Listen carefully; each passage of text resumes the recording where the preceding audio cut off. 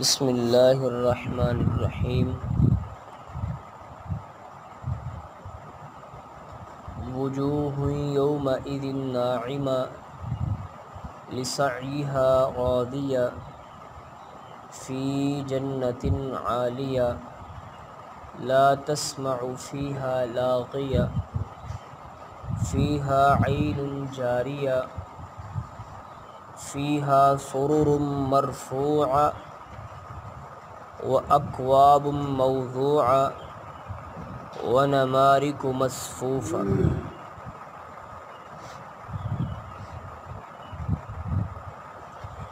محترم سامعین، سورہ الغاشیہ کی چند آیات آپ کے سامنے پڑھی ہے۔ گزشتہ آیات میں مالک ارض و سما نے ان لوگوں کا تذکرہ فرمایا کہ جو لوگ نیکیاں کر کر کے اعمال کر کر کے تھکے ہوئے ہوں گے لیکن وہ جہنم کا بالن بنیں گے۔ ان کی ساری کوششیں، ساری محنتیں، ساری کاوشیں رائے گاہ جائیں گی، ایک بھی نیکی اور ایک بھی کوشش و کاوش ان کے کام نہیں آئے گی۔ اب یہ پہلا طبقہ ہے، اور دوسرا طبقہ اللہ مالک الملک کے قرآن کا یہ اسلوب اور طریقہ ہے کہ جہاں پر بھی اللہ کفار کی، منافقین کی، بے دینوں کی، مشرکین کی، اللہ ان کے حالات کا ذکر کرتا ہے، وہاں ساتھ ہی اللہ اپنے مومنین بندوں کا ذکر فرما کے مومنوں کی حوصلہ افزائی کرتا ہے۔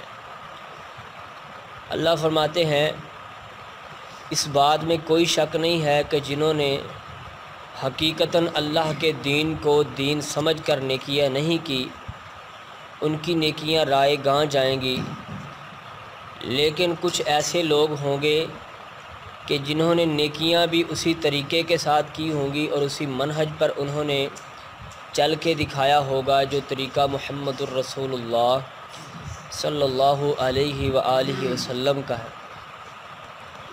ان کے بارے میں اللہ فرماتے ہیں وجوہ یومئذ ناعمہ، ان کے چہرے اس دن انتہائی خوشی میں ہوں گے، انتہائی تر و تازہ ہوں گے۔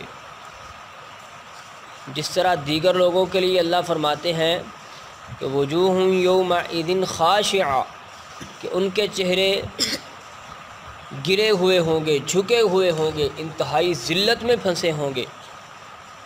لیکن ایمان والوں کی جب باری آئی، سنت کو سینے کے ساتھ لگانے والوں کا جب مرتبہ اور مقام بیان کرنے کی باری آئی تو اللہ نے الفاظ کو بالکل اسی طرح بیان کیا ہے۔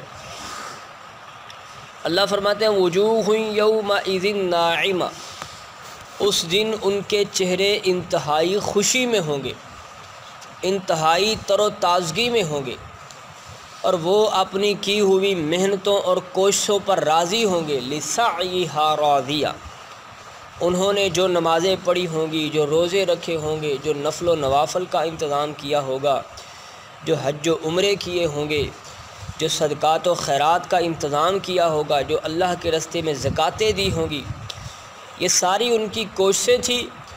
لسعیہا راضیہ، وہ اپنی کوششوں پر آج راضی ہو چکے ہیں، بالکل بہت خوش پھر رہے ہیں، اور ان کو کوئی اس طرح کا خواہش، کوئی تمنا، کوئی ان کے دل میں آرزو اس بات کی نہیں ہے کوئی کہ ہم نے یہ عمل کیے اور ہمیں ان کا بدلہ نہیں ملا، کوئی افسوس ہو، کوئی افسردگی ان کے چہرے پہ ہو، نہیں ہے، بلکہ لسعیہا راضیہ، وہ اپنی تمام تر کوششوں پر بالکل راضی ہوں گے، کیونکہ اللہ مالک الملک نے ان کو ایسا پروٹوکول دیا ہوگا کہ جس کے ساتھ وہ راضی ہو چکے ہوں گے۔ اگلی بات اس سے بھی بڑھ کر ہے، اللہ فرماتے ہیں فی جنۃ عالیہ، پھر میدان محشر میں بھی انہیں عزتیں ملیں گی، اور اس کے بعد میں جنت میں بھی جو ٹھکانہ ملے گا وہ بھی عام لوگوں سے بلند ہوگا۔ جنت میں جو ٹھکانہ ملے گا وہ بھی عام لوگوں سے بلند ہوگا۔ اصل بات نیکی نہیں ہے، اصل بات نیکی نہیں ہے، نیکی تو ہر بندہ کرتا ہے، اصل بات ہے اطاعت مصطفیٰ صلی اللہ علیہ وسلم۔ میرے اللہ نے ہر نیکی کو مشروط کر دیا ہے زبان مصطفیٰ کے ساتھ، ہر نیک عمل کو مشروط کر دیا ہے طریقہ مصطفیٰ کے ساتھ صلی اللہ علیہ وسلم۔ ہر نیک عمل کو میرے اللہ نے مشروط کر دیا ہے منہج مصطفیٰ کے ساتھ۔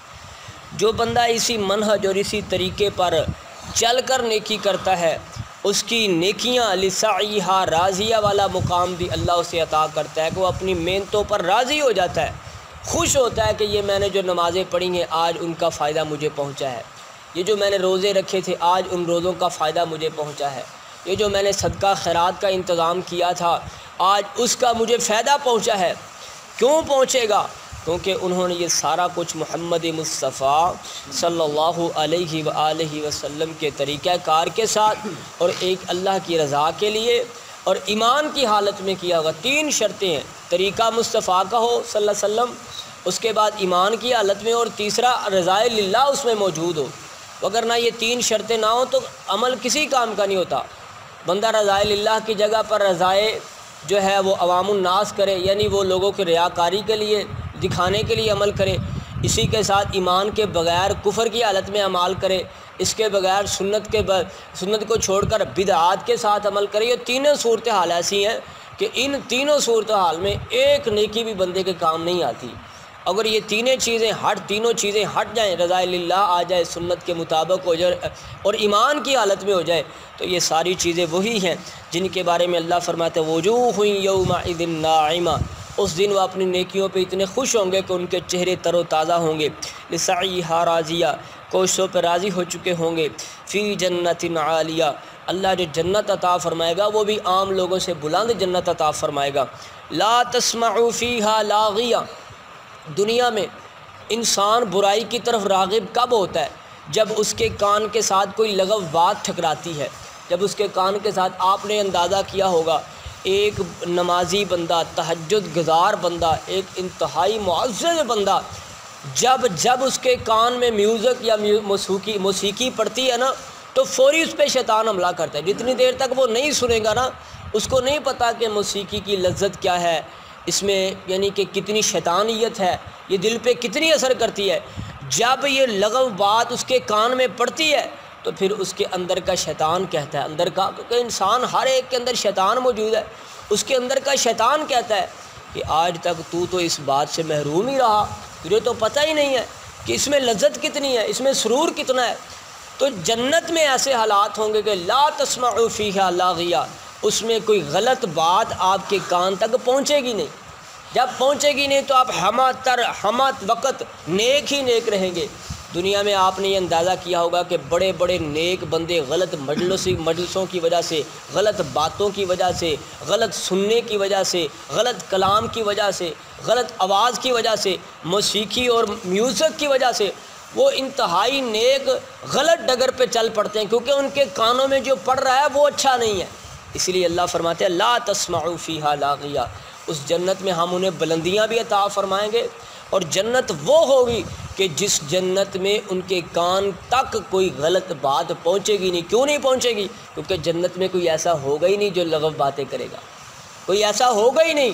ہر بندہ وہی ہوگا جو جنت میں اللہ کی تسبیحیں کرنے والا ہوگا، اللہ کے ذکر کرنے والا ہوگا۔ اگلی بات فیہا عین جاریہ، اس میں اللہ ان کے لیے نہریں چلا دیں گے۔ عین جاریہ، عین کہتے ہیں چشمے کو، عین کہتے ہیں چشمے کو، اسی لیے عین آنکھ کو بھی کہتے ہیں، آنکھ بھی ایک چشم ہے دیکھنے کے لیے۔ اللہ اکبر، فیہا عین جاریہ، اس میں اللہ فرماتے ہیں چشمے ہم جاری فرما دیں گے۔ فیہا سرر مرفوعہ، سرر کہتے ہیں پلنگ کو، چارپائی کو، فیہا سرر مرفوعہ، یہ وہ پلنگ، یہ وہ چارپائیاں ہیں جس کے بارے میں محمد مصطفیٰ علیہ السلام فرماتے ہیں کہ اللہ نے ان کو سونے کی تاروں کے ساتھ بنا ہوا ہوگا۔ اور قرآن مقدس کے ایک دوسرے مقام پر اللہ فرماتے ہیں متکئین فیہا علی الارائک لا یرون فیہا شمسا ولا زمہریرا، متقین اس جنت میں ٹیکے لگائے ہوئے ہوں گے اپنے پلنگوں پر، अल्लाह अकबर, टेके लगा के बैठे, ला यरौन फ़ीहा शम्सन वला ज़महरीरा, ना तो जन्नत में उन्हें सूरज नज़र आएगा और ना ही इंतहाई तपश होगी, बल्कि दरमियाना सा मोतदिल सा मौसम होगा जिसमें ना ज़्यादा हीट होगी, ना ज़्यादा गर्मी होगी, ना ज़्यादा सर्दी होगी। ये अल्लाह ने मौसम बहार जो जन्नत में रखा है, इसीलिए अल्लाह ने उसे हमेशा की जन्नत, जन्नात आदन, अदन का मतलब है दरमियानी जन्नत। दरमियानी से मतलब क्या है कि जितनी अल्लाह ने नेमतें उसमें रखी हैं वो तमाम की तमाम मोतदिल होगी, किसमें बहुत ज़्यादा गर्मी नहीं होगी, किसमें बहुत ज़्यादा सर्दी नहीं होगी। इसी तरह तमाम तर मौसम जो है वो बहुत ज़्यादा गर्म भी नहीं होगा और बहुत ज़्यादा सर्द भी नहीं होगा। जिस तरह मौसम बहार होता है, ठंडी मीठी जो है, ठंडी मीठी जो रुत होती है वही अल्लाह ने रखी, इसीलिए इसे जन्नात अदन कहा है। अल्लाह अकबर, बात ख़त्म हो गई। फ़ीहा ऐनुन जारिया, उसमें चश्मे अल्लाह मोमिनीन के लिए चलाएँगे। फ़ीहा सुरुरुम मरफ़ूआ, सुरुरुम मरफ़ूआ, बुलंद चारपाइयाँ होंगी, बुलंद पलंग होंगे। अल्लाह अकबर, व अकवाब मौज़ूआ, इर्द गिर्द घूमने वाले उनके खिदमत गुजार होंगे। व नमारिकु मसफ़ूफ़ा व ज़राबी मबसूसा, ज़मीन पर अल्लाह ने उनके लिए सब्ज़ रंग की कलीनें बिछा दी होंगी। अल्लाह अकबर, ये कौन लोग हैं जो नेकियां तो करते थे लेकिन नेकी के साथ साथ इस बात को ज़रूर मद्देनज़र रखते थे कि आया कि जो हम नेकी कर रहे हैं, जो अमल कर रहे हैं, ये महबूब अलैहिस्सलाम के तरीक़े के मुताबिक भी है या नहीं, आपके मनहज पर, आपके रस्ते पर, आपके सहाब का मनहज और तरीक़ा भी ये है कि नहीं।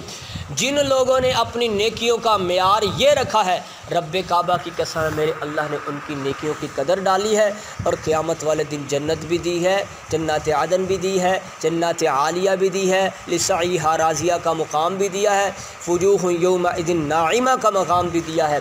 अल्लाह से दुआ है अल्लाह मुझे भी और आपको भी इसी डगर पर चल के नेकियां करने की तौफ़ीक़ अनायत फ़रमाए। व आखिरु दअवाना अनिल हम्दुलिल्लाहि रब्बिल आलमीन।